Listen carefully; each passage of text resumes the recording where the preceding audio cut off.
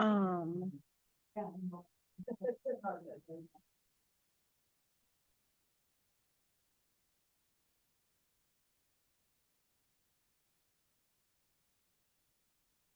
Okay, hi everybody and welcome. hello. Closer to the mic. Better? Yes. Okay, so the first thing we're gonna do tonight is the election of officers. And I want to thank all of the board members that participated this year, and I'm gonna attempt to introduce them, and we've got at least one that's online. Paulette is our vice president. Paulette is I think in Colorado on vacation right now, so we'll give her a pass. Treasurer Nanita is here. And Nanita, as a treasurer, she pays bills, she keeps the financial records. She keeps us fiscally sound, and we appreciate that. Our secretary has been Barb Benjamin. Barb has not been feeling well, so I don't think she's with us tonight. But she's stepping down, and Kathleen Marks. Kathleen, could you stand up? She has agreed to run live. Great. So as the secretary, basically she takes the minutes at all of our meetings and kind of keeps us on track. Membership, Becky Pancake.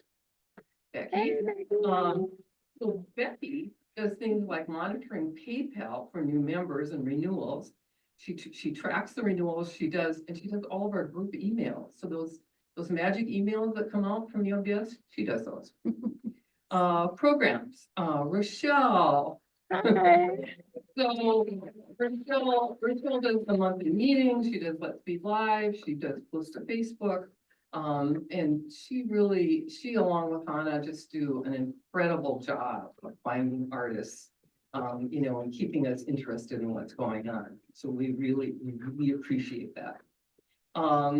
Grace does special programs, and Grace does their two bead retreats, our spring retreat and our fall retreat, and we've been having so much fun at the retreats. If you haven't been one, we certainly hope you can join us. The one we had at the beginning of September, we had 35 people show up for that. And it was fun. And we had 4 classes. Doris did a class, Grace did a class. We just had so much fun in the classes. And I was sitting in a class one day with Lisa, and I could hear in the other room where everyone was sitting beading, everybody was laughing. So I mean, that's the kind of environment we have. It's really fun to come to these retreats. Member at large, Marlene is here somewhere. There she is.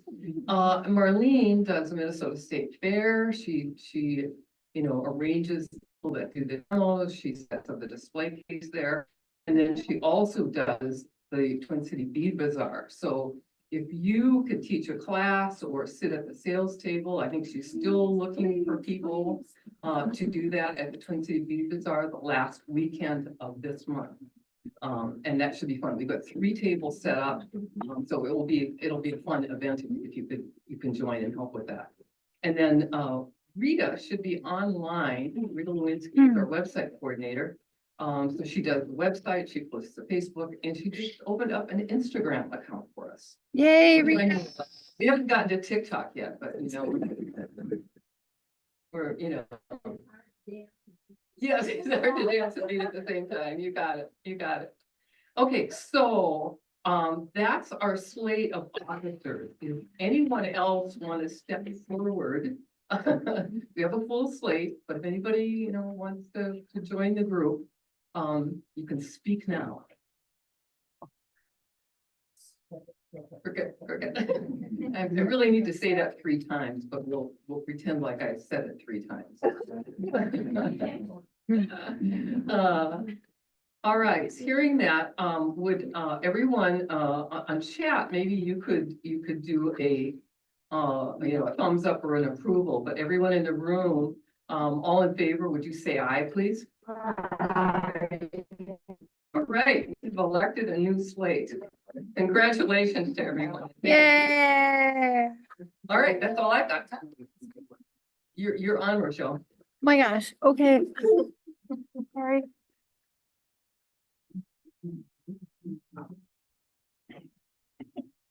Anybody else have a email? I don't know. So what Oh, is? I does have- anybody else- I have an Okay, announcement. Hi, guys. Alrighty. So- Spotlight Hannah, please, Jan, when you get a second. Nah, you don't need to. We're good. Oh, hi. There you go. Hi, guys. So once again, we're doing our, I think we're at our third annual fundraiser. And just to let you know, these go toward programming and other fun things. So if you are interested in donating something for our fundraiser, it will be online and open to people who are both part of the Bead Society and also of anybody who loves beads. It'll be available on our Facebook page in November. I can't remember the exact dates, but I put them up and then we open it for bidding, and we made a really lovely amount last year and we hope to beat that this year. If you have anything to donate, please give it to any of the officers between now and I think probably the last time I'm willing and able to take stuff is the November meeting. And so you can give it to any of the officers, or you could give it to me directly at the 35th anniversary party. So thank you very much for making this wonderful, wonderful group go forward. And thank you, of course, to everybody who has started it and who has helped make it run.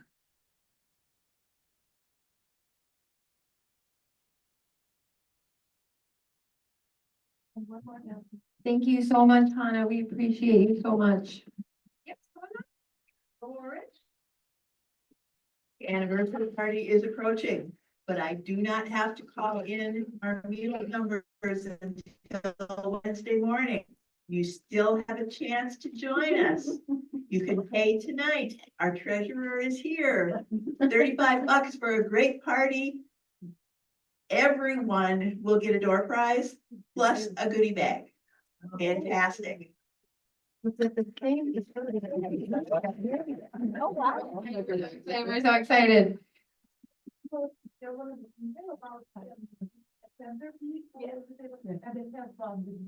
Okay, you give them to Jan. Yep, they either go in that box right over there on the table, your centerpiece. And then she'll do it. We're gonna set them up in the morning. There is a couple people who emailed to do, I have to mail it? Can I bring it on Sunday morning? And I said, just arrive a few minutes early, because we want all our members to focus on their artwork. And so if we can spotlight them on the center of every table, that would be so beautiful. We'll really decorate the place. So yes, we want your artwork, even if you can't drop it off to the mall to me, or bring it on Sunday. Just come a few minutes early. And if you need a display form for it, we have a few extra. So don't worry about that part. If you don't have a neck form, you're covered.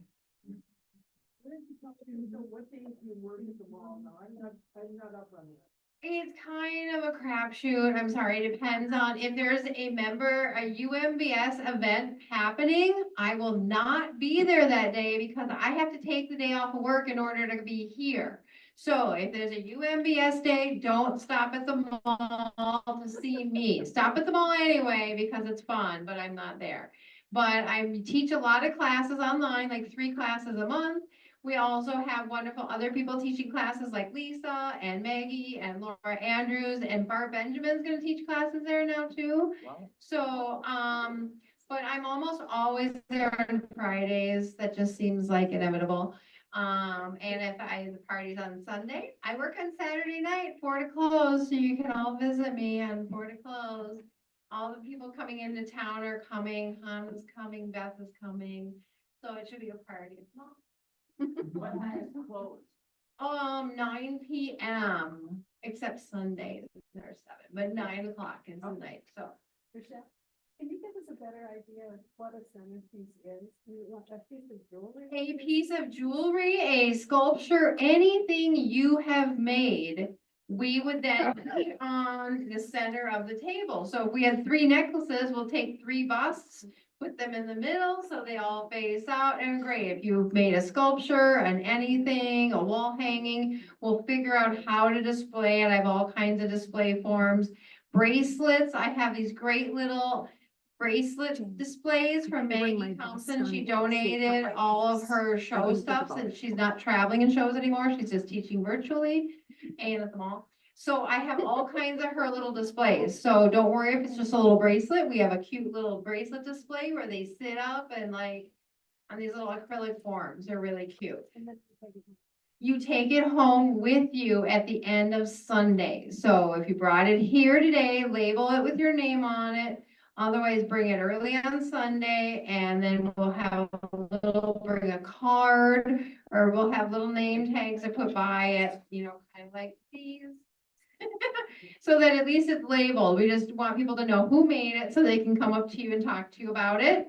And we want, if you forgot, we like, remember your piece here, don't leave home without it, or, you know, so that kind of thing. So, yeah, we want to, instead of decorating with spending money on decorations, we want you all to like bring your pretties. Or wear your pretties, especially. So if you're working on your crown, you're working on your shoulder sash, everybody, we're having our contest. And so dress up, wear all your pretties. If you haven't made anything, go through your stash. You've made a lot of stuff. I know you have. So just bling it up and, you know, we're gonna have a lot of fun. And we have a professional photographer. I can't remember whose husband it is. Chris's husband. And so they'll be taking pictures of all our fineries and our beauties. So you can just enjoy yourself and they'll be documenting it all for us. That way you won't get pictures of this, you know, with people holding phones, you'll get pictures of posing, you know, which is your good side. I don't know. But, so we really appreciate y'all for having fun with us. And then on October 19th is our Let's Be Live with Bree Olson. She taught us earlier a pansy class, how to make wire pansies. She's back to teach us felting. So the cutest little felted pumpkins ever. And so it'll get you started on your felting world. And so that's Saturday the 19th. She does have some kits on her shop, on her Etsy. All the information's on the Facebook and on the website. And so I know we have lots and lots of things in October. 3 in-person meetings and 1 virtual. And so it's just a party month. The bead bazaar is at the end. So get your calendar coordinated. And we have a make and take table that's just constantly going with stretchies. So if you just want to volunteer to teach stretchies, talk to people at the membership table, you know, just keep people excited, then hang out with us all day and just make stuff with us. If you want to teach a normal formal class, that's great too. Otherwise, we've got supplies donated so people can drop in anytime all weekend long and make stretchies with us. We've got some earrings, we've got some stuff that everyone's donated. So if you have a class idea, we probably have the supplies for you. So just talk to Marlene, get your name on the schedule. They promised Dakota Stones to promote it this year for us. So we're all excited, you know, about it, right? So we totally are. Any other announcements? Any Rochelle? virtual announcements, anybody? Yeah, Rochelle, I've got a photo here. If you let me share screen and we can show everybody Bree's pumpkin. Can you hear me? Super duper. Can you? Okay. Do we have to make you a co-host first? Let's find out. Let's see. Share screen. There you go.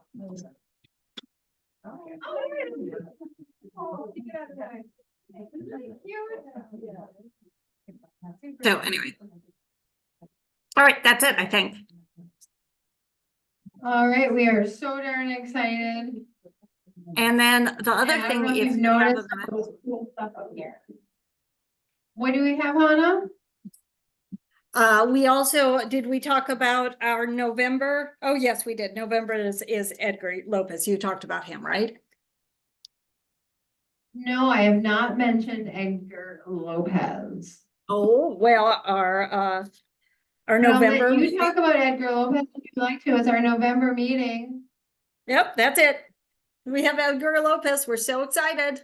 I don't have anything to show of his though right now. Sorry. Put it on your calendar to join. Anna, tell us a moment about who he is and what does he do? Well, unfortunately, I don't have a picture ready for him, but Edgar does some really beautiful seed bead work. And he'll be joining us to talk about his designs. They're kind of architectural and really kind of wonderful. They're very different than some of the other stuff that we've seen that's more based on nature. His is more sort of steampunk and based on architecture and automotive stuff, and it's really lovely. So join us. It's going to be exciting.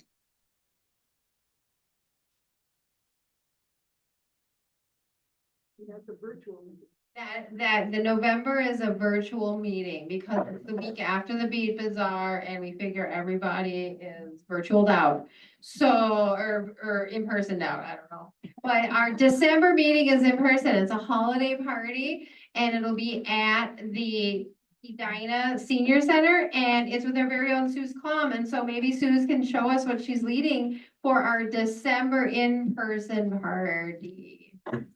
And then we're gonna introduce our tonight's starter, our person of the night. You guys, I don't know if you're gonna move me out of the room here. Go up to the I microphone. can't hear you on the Zoom unless you talk in the microphone.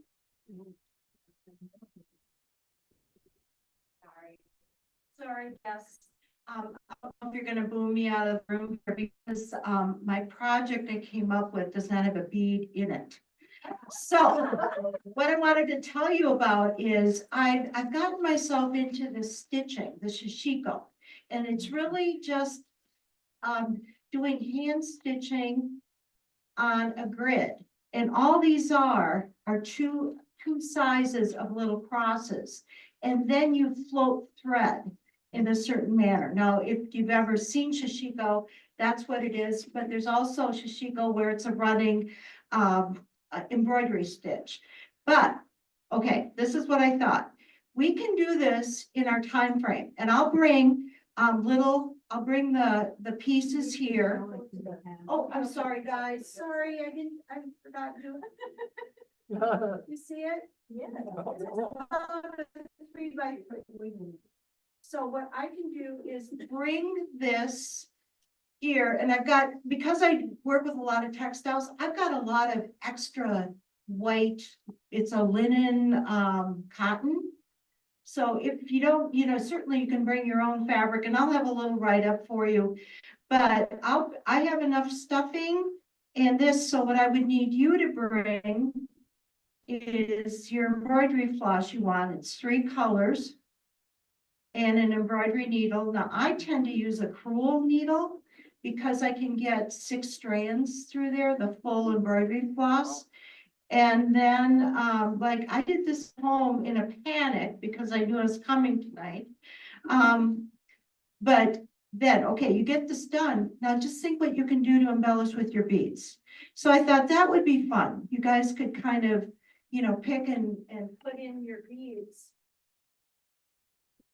Think about it. And then the back is just plain and you can bead or do your things. But I was trying to think, I get so technical into things because that's all I do during my daytime job is write directions. So actually I told Michelle, this is kind of funny. I own a bead store, but I'm not that great of a beader. I can talk with the best of them. Diane knows, she really does know. Anyway, I know how things are done, but I have a stitcher that beads my stuff. So now I'm sitting here going, oh my God, now I got to come up with, because we know we had Svetlana last year and here I come, so, but anyway, this is more of a textile side of things and then you can embellish it and I'm hoping it would get done in an hour. Meanwhile, I'll have stuff here. So if you just want to bring your thread and your needle, I think that's about it. I'll have everything else. Okay, Thanks, guys. We're excited. That will be our next in-person. So, for fun we've got planned ahead, so we hope that you join all the fun, put it on your calendar. But for tonight, we have Suzanne Steffenson, who makes beaded flowers, who has benefited greatly from the company of fellow beaders in her local stores all around. She explores the craft of traditional French beaded flowers in non-traditional ways, using a variety of materials and techniques, edited several books and patterns, written articles on the subject over the past several years, and her designs are included in the book Flora and Infinitium. Close enough.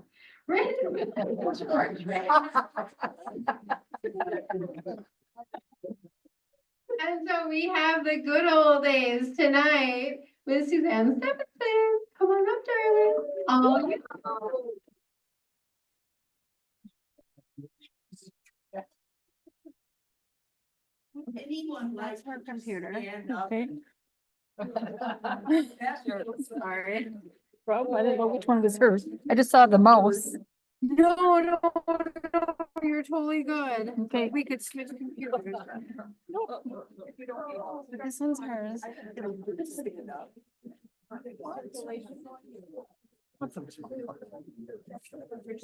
We'll start recording that.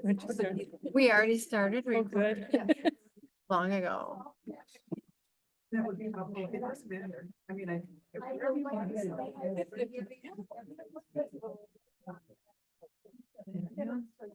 Everybody ready? we're ready. Talking to the microphone. But yeah, move the mic wherever you like if you gotta talk into it. Is that it? That it? Okay, so tonight I'd like to give a brief presentation on wire beaded funeral wreaths from the Victorian era.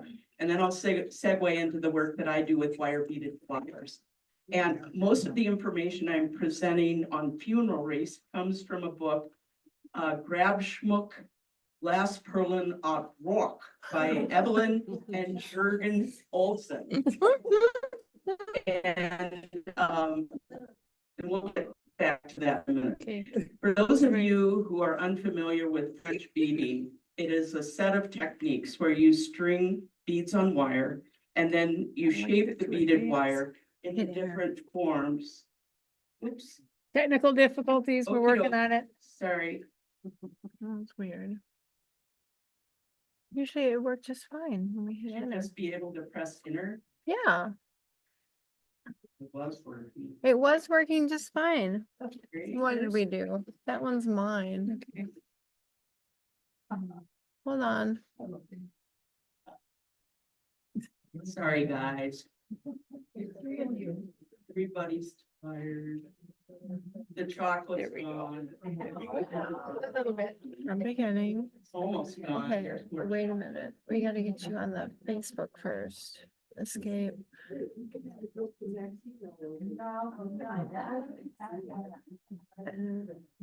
No. Nice to see you too.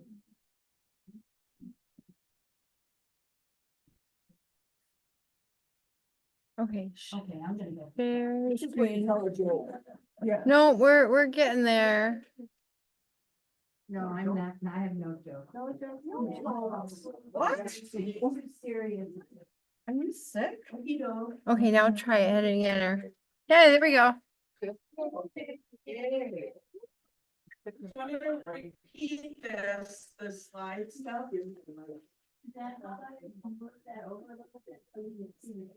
Oh, yeah. You gotta take the microphone with you. Where you want. Mine's not attached. To an object.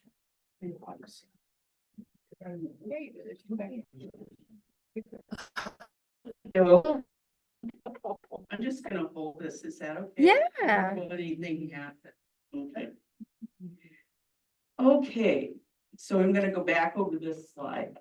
For those of you who are unfamiliar with French beading, it is a set of techniques where you string beads on wire and then you shape the beaded wire into different forms, like flower petals and leaves.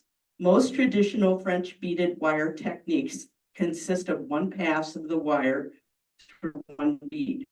Unlike beading techniques, where thread can pass through many times from many directions through a single bead.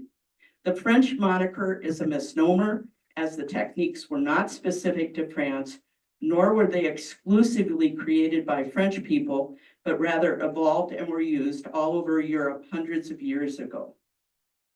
During the Victorian era, there was an amplified culture. Okay. During the Victorian era, there was an amplified culture of bereavement in Europe. Life expectancy in France and Germany in the mid 1800s was the mid 30s. People died at a younger age, and they often died through disease and wars. As part of that bereavement culture, small factories throughout France, Germany, and in other locations in Europe made elaborate funeral wreaths from beads and wire. These beaded wreaths were also referred to as immortelles or couronnes, which is crown in French, or grabschmuck, which is grave jewels in German. When I first saw a mourning wreath, I thought it looked like the top of a wedding cake. The colors, beaded flowers, the bisque detail in the form of flowers and figurines, pictures under domed glass, the impossibly ornate beaded braids and crisscross of beaded wires with words like souvenir and regrets. It's coming. There's a time delay. Huh? There we go. There we go. Wreaths were made for indoor or outdoor use, and the construction and materials used differed depending on where and how the wreath was to be displayed. Sometimes wreaths were perched on graves during religious holidays, then stored and redisplayed the following year. Sometimes the wreath remained at the gravesite where the iron wire rusted, the wreath fell apart, and then the grave was littered with the aftermath. However, in France, where the concept and design of wreaths, as well as materials for making wreaths, made its way all over Europe, the grave ornamentation in French cemeteries was restricted to these types of beaded mourning wreaths. The popularity of the funeral wreaths lasted from around 1880 to 1980, and you can find many examples on the internet and being resold on online auctions and eBay. So commercial wreaths were made and assembled by different groups of people. Men usually built the basic frame in the factory, and family members, men, women, or children, made flowers and foliage at home.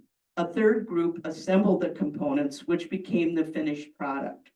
The wreath was sold in a marketplace, which could be anything from a factory showroom, a kiosk, a stationery shop, or a hardware store.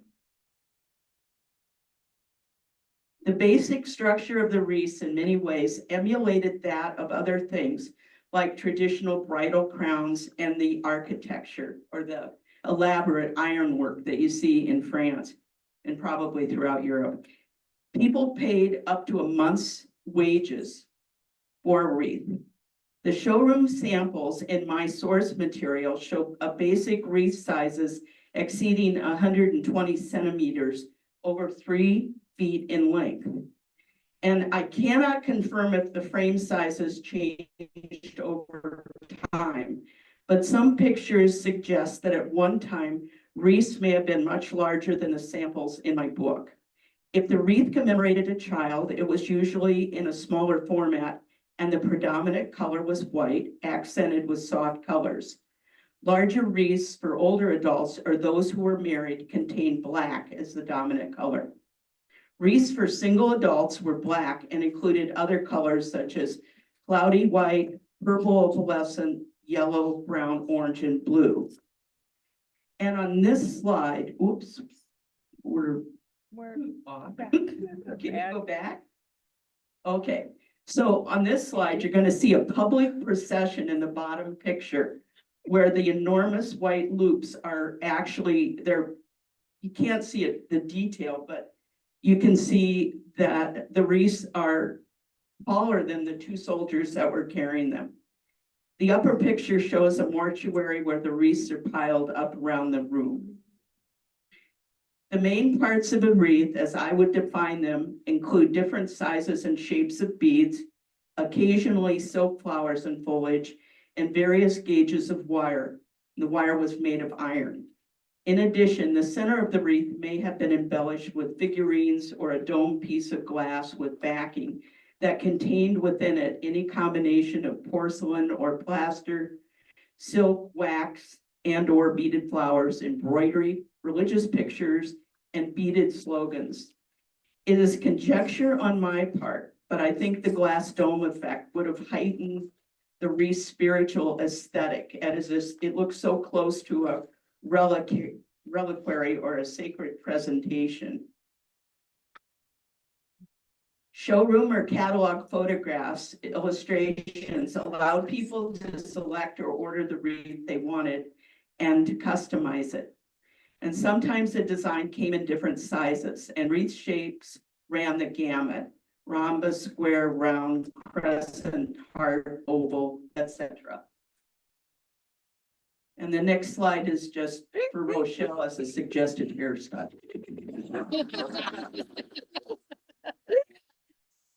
I love the lady in the middle. There were several commercial wreath making factories throughout France and other places in Europe, and the wreaths that I purchased for study from France appear to have come from Lyon based on the tag attached to one of them. The circa 1900 rhombus wreath frames were plain or this particular frame was plain and probably made of iron. Over time, the wire type changed to galvanized, dipped in zinc. Two of the frames are covered in what appears to be silk floss. And my book source also mentions the wreath frames were covered in cotton or wool yarn before beaded trim and embellishments were added. Did they do this before the funerals? I mean, were they creating this Oh, yeah, like fast? yeah. I'll get to that in just a moment, Grace.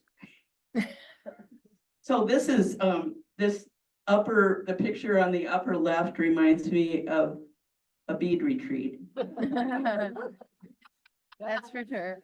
And the components in this case, leaves, were made as piecework and they were bundled. And I'll comment on that in a minute.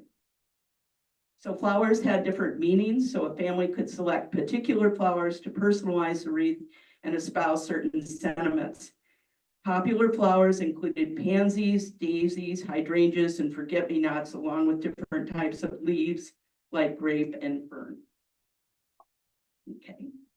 So I was fascinated by online pictures that I saw of the immortelles, and I wanted to know precisely how they had been constructed, including the type and gauge of wire, how the frames were covered, etc. As luck would have it, I corresponded with a woman named Cynthia Peterson, who is featured as a beaded artist in a wire beaded flower artist in Arlene Baker's book. But Cynthia not only made reproductions, but she restored old wreaths. And she in turn introduced me to another woman who also made and restored wreaths, going so far as to buy remnants of a wreath factory in France and have it shipped to her on the East Coast. Both these very talented women told me about the Grab Schmuck book, calling it simply the Bible. The book was printed in limited quantities to promote a museum exhibit. It took several years for me to secure the book. So knowing most people would never have a chance to see the book, I decided to write about my efforts and publish a series of short articles in the French Beaded Flowers Facebook group.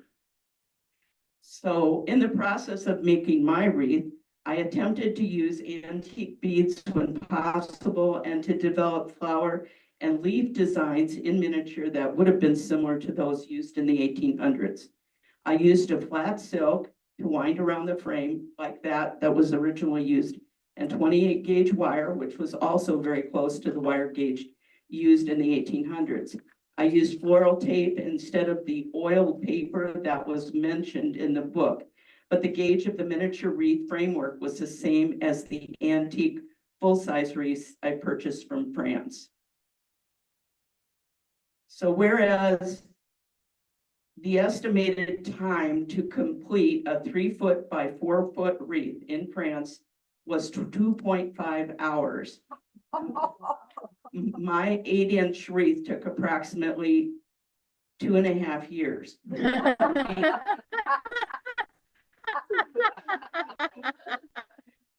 So anyway, and it's a wonderful picture. And can you go back? Is it okay to go back for just a sec? Yeah. It's stuck. There we go. That was, oh, no. Going down. One more. Keep going to the one of the wreath. Yep, it's just time delay, so we just gotta wait for it to. There we go. So I just want to, this is just extemporaneous, but Tracy Ward Hartville here this evening, yoo-hoo, took this beautiful, beautiful picture. And I figure it's something that we should all think about doing. And that is preserving what we've done in some way in a photograph. Because someday we won't be able to have all this stuff with us. And I treasure this picture. So I hope other people will take some, you know, thoughts on there. So now I'm going to my stuff. So if you could, can you advance to this one, Sonia? Yeah. There we go. So I'm not sure how long I've been making wire beaded flowers, but I segued from making fishing lures and tying flies to beading. And I was comfortable working on a small scale and used to working with silk and feathers and fur and beads and all kinds of other materials used to make fishing lures. So I figured out pretty quickly that I much preferred making smaller things rather than larger ones. And although the older books usually included sections on making miniatures, they used 11-0 beads, so the miniature was a sort of dumbed down full-size flower. I adapted patterns using 15 beads, 15-0 beads to make more detailed miniatures. And because I had collected a number of books on this subject, I could easily Frankenstein different designs from different authors. So I used 15, and I was just going to say, can you go back a second? Sorry. So this is a miniature, but you don't really know that it's a miniature unless you see it in a certain context. So that was, and I'll get to that in a minute, but the miniatures have been hard, I think, for a lot of people to grab onto because most of what we do is photographed, and you have to see it photographed within a certain context to understand what you're looking at. The dog's not miniature, is it? Huh? The dog isn't a miniature. No, she was my muse. So here's a bunch of 15 flowers made with 15s and 16s and 18s and other stuff. But the peony in the middle shows the scale, which is what you wouldn't otherwise know. So I used 15s and then dropped down to 16s and sometimes went smaller. And so one complication is that most of what we do is displayed online. So I think that's one of the reasons that miniatures have been slow to gain traction with other beaded flower people. So another thing I discovered as I was using the smaller beads is that the inconsistent sizing between Czech beads and Japanese beads is not only the bead size, but the size of the bead's hole factors into how the beads sit together when strung on a wire. And this difference in hole size allows some beads to work well together despite the differences in their overall sizes. The differences in the beads allowed me to blend together smaller beads to try to maximize the sometimes limited color palette.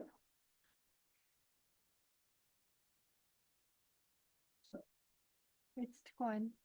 A few years back, a number of 15-0 hex beads were being discontinued, and Sandy Graves at Storm Cloud put out boxes of discontinued beads. I call them extinct beads at greatly reduced prices, and urged on by my friend Bertie, I started to collect them.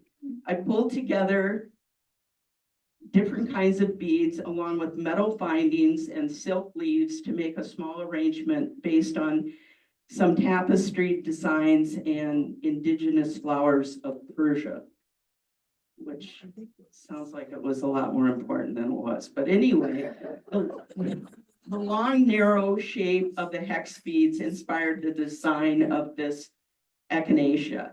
And the metal findings were used as centers, petals, and sepals interspersed with beaded components. And this arrangement also included leaves made using somebana technique, which is a millinery process where you paint and then stiffen silk or other natural materials, and you shape with heated flour irons. I also like to experiment. I do like to experiment, which means I kiss a lot of frogs. When I work on a particular design, I end up with boxes of parts. And a few years ago, I decided to pull together different wire beaded components to make what I call one-offs. And these little one-offs act like a scrapbook. You'll sometimes see over 20 years of beading represented in one small arrangement. And there's a Cellini spiral that's tucked somewhere in this one, right? And that's early days. And here's another that features miniature cotton bowls. And if I stopped beading today, I would have enough spare parts to keep myself going for years. And these are especially fun because you might agonize over something for hours and hours, and then all of a sudden you plunk it in a vase and you're done. So I'm far more inspired creatively by beads than by an anticipated result. And if I see a great bead, I start looking for ways to use it rather than the other way around. And these flowers use trapezoid beads from shipwreck. The beauty of the older beads is that the glass can be of such high quality. The Astilbe uses satin glass beads, while the vibrant color and clarity of the yellow glass in the Forsythia is simply amazing. So along with the 15-0 hex beads, Storm Cloud offered discontinued triangle beads on sale. Again, my friend Bertie got me going. The colors and finishes were a dream to work with. I made a series of flowers, and because the triangles are so enjoyable to work with, they made their way into other designs. And the triangles truly put me outside my size comfort zone. And okay, so these are Hoya leaves that combine different sizes and types of beads. I've tried to take what I've learned from using smaller beads in combining different sizes and shapes. And I've been so spoiled having local stores who stock an outstanding amount of Czech and Japanese seed beads, even in the small sizes like 15s. Smaller beads are harder to make, so they're more expensive to manufacture. And if you combine that with designs that do not include small beads, the smaller beads disappear. So I don't spend a lot of time on Pinterest, Diane, and looking at finished products. For the most part, it's always made me feel inadequate, but I do like to spend hours on Etsy looking for materials. And one day I was searching for metal sequins when I discovered hollow stiff French wire, or GIMP. And this material has several finishes and is used mostly in embroidery. I ordered a bunch and found that it lent itself to simple wire beaded shapes. A 1 millimeter hollow wire easily accommodates a 26 gauge wire. So earlier efforts with a variety of bead types and finishes, and I especially like the matte metallic and acid etch beads with GIMP. And so the last slide It's a work in progress, although the progress aspect is questionable as it's now on its third year. It's a combination of antique lamp work combined with beaded wire petals and foliage.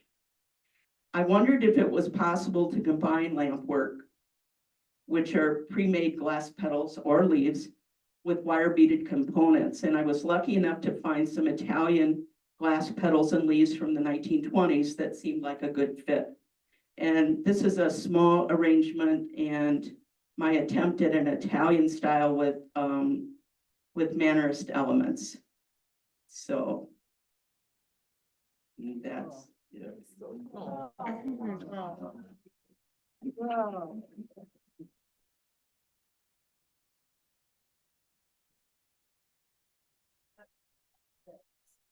I've got a one-off bouquet. I've got the Hoya leaves, and I have the miniature immortelle. And then the big frame off to the side is a funeral wreath that it was actually a showroom sample from France, and I ordered them from this vendor in France. I got 3 of them, but it was pre-decorated. So they hadn't put the flowers or the leaves on them, so they were great to study. And I sold 2 of them and am quite willing to sell the 3rd. If anybody's really excited. I'm gonna change The one that you have there, that you can decorate with flowers, it doesn't have flowers on it yet? No, it doesn't have the flowers because that would have been one that they saw in the showroom and they'd say, I want that shape. I want these flowers. Yep. Finish in 2.5 hours. They did. They like daisies. You'll see a lot of daisies, and daisies meant purity. little more. So there's a slide There in you here go. that I don't think we can get to, but it was a slide that was probably a wreath, in my mind, was made for a young man. There were so many men that were dying, or young men that were dying in the war. And that particular case, they had a bunch of daisies on it. And when I talked about the colors, they talk about the white was for children and young adults.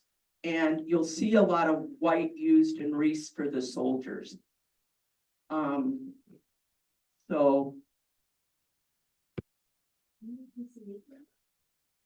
if somebody wants to, no. I'm really too slow. No, I'm just way too she slow. doesn't want to. So. Other people want it. Pardon me? Oh, yeah. It was my design. I didn't want to make a replica of a wreath. I wanted to make what I saw in my mind's eye. What do you use for the things like on wires?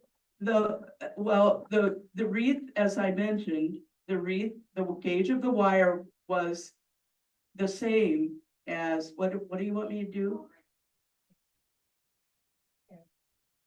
That way you can point it out and they can see at the same time. Yeah. Start with 2 sides round ring. Pardon me?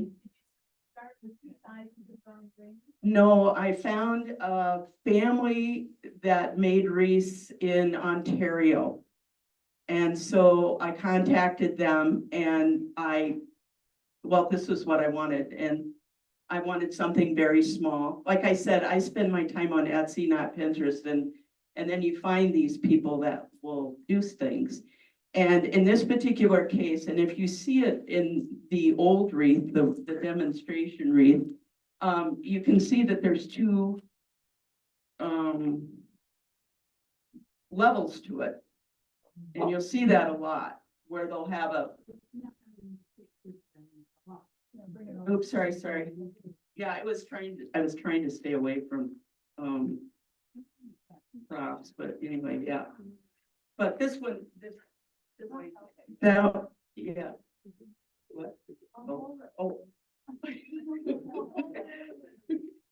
This, this one has that double, level or 2 levels of stuff. So was just what I wanted. Right, oh, so yeah, it was great. I don't think there was, I think it was just a construction thing. And then you see, it's got these crossbars too, which allowed you to hang it on a grave. Oh, there we go. Yeah. The 2 levels also let it be dimensionally away from a wall or a casket or whatever. Yeah. Doris just said, and better than I, that it allowed you to put it on a wall and sort of stood away from the wall. So it's a better presentation. But anyway, again, this guy right here was simply a showroom model. He hadn't had the flowers or the leaves attached to him, and that made him great to study because you could see exactly where they were going with it. Are you making flowers and leaves for that? Because no one has big ones.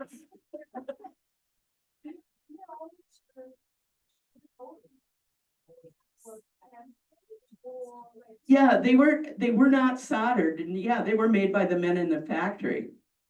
And they, what they did was they took a galvanized wire, I think it's about 15 gauge, and they fit them together. And then they attached the pieces of wire to each other, but they didn't solder.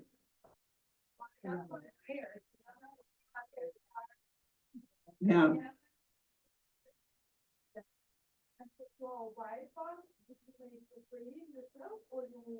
No, I ordered it, as I said, I got it from a family in Ontario or Canada. So, but. Yes, Doris. I brought mine with me, but I was lucky enough to find one of those large ones in January in Florida, and I got it back here all in one piece. Yeah. They're so large, and they just got so beat up. But I think the ones that you see now they never spent any time outside. People, I mean, they were such a big expenditure, and I think and like I said, I've got all kinds of postcards here showing the wreaths in the cemeteries, and they just they fell apart. And they're actually quite beautiful because what you see is you'll see a cemetery and you'll see all these wreaths that have sort of fallen apart, and it has this sort of ghostly appearance. So they're really something. I've seen wire frames for wreaths at Dollar Tree and Walmart, and they're painted green. I would think that would be a good start, a base for one wanted to make one. I think they would be too, as long as you kept them pretty small, because that wire gauge is more flimsy. It's a lot more flimsy. The thing that I was lucky with is I was able to get a wreath that had a nice, had a nice big, it had a little girth to it. So that's, Have you ever thought about doing a class, multi? Oh, Mom. She refused me. She won't do it. I don't blame her either. No, not at all. Nope. She's smart enough to say no. no.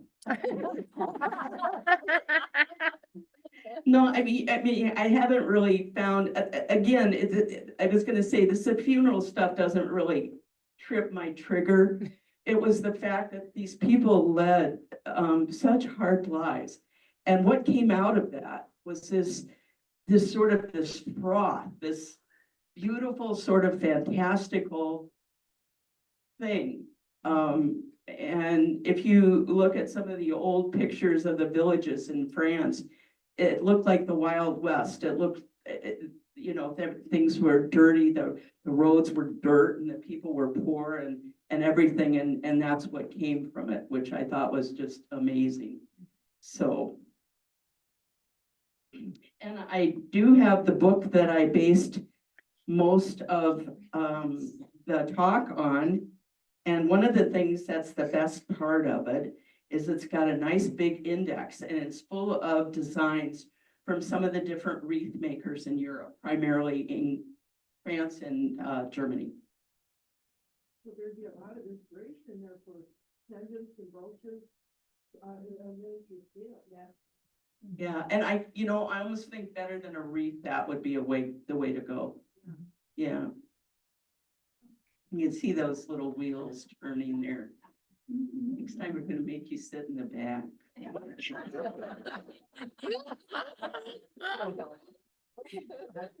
Save you a chair. No, probably wouldn't. But I heard a little bit, or maybe read about how the French didn't read it. So I want to hear your opinion, like if you agree with that or not. So, in old France, when women or in history. okay, I'm gonna let you ask on the microphone. I sometimes mix up the words seamstress and seamstress. So women who wore seamstress or they did embroidery, they Yeah. only picked up the best beads for their work. But then the wire was already invented. And when the beads were not ideal, like the shape is not good, they put those beads on wire. And then they wanted to do something with that. So they started to form loops, petals of flowers, and this is the way how the French bead was created. Like different techniques of French beading on wire. So have you heard this information somewhere? Do you agree with I that? think she's got a class on The misshapen charges a lot that were left more, over so from maybe the she'd get ideal paid embroidery, less, yeah, right? and that's how they got Fire. started. Yeah. And this Mhm. was One time around raise. times when wire started to be produced, like they That's why she already did the get some tree. wire, so they So that's why I got her the tree. Mhm. Well, first of I all, took her tree. that She was is thirsty. probably hundreds of years before this period. And what I found, I gave a talk here, I don't know how many years ago, and I talked about that. And I had gone through, I had all these books on the subject, and so I would read, everybody always had their own version of how all this started. And I watched how one person had taken part of one person's spiel and it wasn't anything that anybody could verify. And so I sort of, when I came to talk tonight, I thought I don't really want to go back that far because a lot of it is conjecture. They don't have models of what was done unless you're talking about reliquaries, and those were made with gemstones and semi-precious beads and things like that. But I think you're right in that at one point, the beads were a lot more expensive. They were probably used primarily by people that had lots of money, as usual, and they were used in religious offerings, like religious art. So I can't really speak to that, to what you're talking about. I will say this, though, at the point at which they were manufacturing these wreaths and displaying hundreds of them on cemeteries throughout Europe, that they couldn't have done it what they did if they had just used misshapen beads. At that Yeah. point, the bead production was and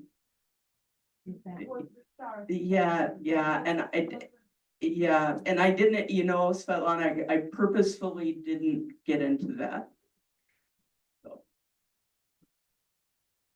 And there were CD factories in France. Yes, and actually Germany got most of their stuff from France. They got most of their figurines and the materials and everything. And the Olsons write about this. In Germany, what happened was, and this was after France had won the war, the Germans would go into the cemeteries and they would strip all the wreaths off the graves and throw them away. But I think it was because predominantly it was French design, French materials. And they had won the war, so Any questions there? anyway. Okay. No, just commenting, okay. If anybody's not like really pooped out, I brought a bunch of postcards from that time showing wreaths and cemeteries. And then the book by the Olsons, which is really nice. So you want to take a look.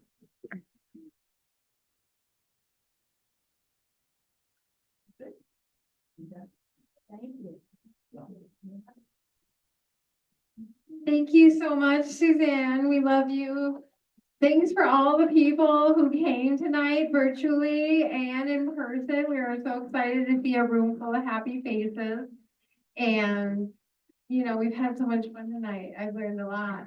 We have lots of comments on the chat from our fellow people. They really loved your thing. They say thank you, Suzanne. And so I just can't bring them up from here, but they all loved it. So we are recording this. So Jan, can you hit stop record? That way anybody else who missed it can then find it on our private YouTube channel. And we look forward to seeing